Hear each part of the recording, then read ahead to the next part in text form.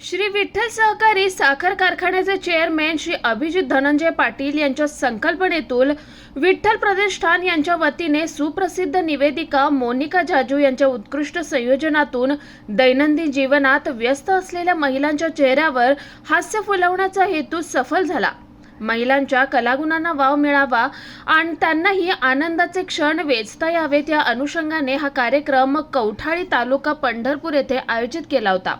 या कार्यक्रमास कौठाळी व परिसरातील शेकडो माता भगिनींनी उत्स्फूर्त प्रतिसाद देत खेळांमध्ये सहभाग नोंदवला। यावेळी चेअरमॅन श्री अभिजित पाटील यांनी कार्यक्रमादरम्यान महिलांच्या चेहऱ्यावरील हास्य मनाला समाधान देणारं होतं अशा भावना व्यक्त करून महिलांना सुखी व आनंदी जीवनाचे मुद्दे पटवून देऊन सदर कार्यक्रमामध्ये विजयी झालेल्या महिलांचे हार्दिक अभिनंदन करून त्यांना पारितोषिकांचं वाटप केलं। तसेच प्रथमच सदरचा कार्यक्रम ग्रामीण भागामध्ये आयोजित करून महिलांमध्ये उत्साहाचं वातावरण निर्माण केल्याबद्दल चेअरमॅन श्री अभिजित पाटील यांचं सर्वत्र कौतुक होतंय।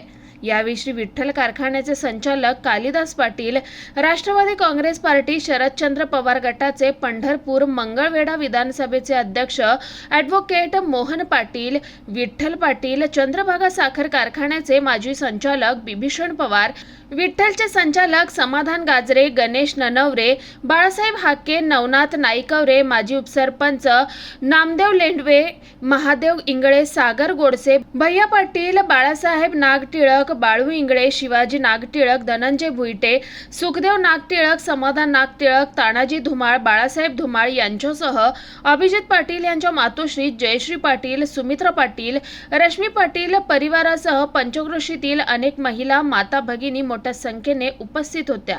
स्टार महाराष्ट्र न्यूज साठी विठ्ठल जाधव, पंढरपूर।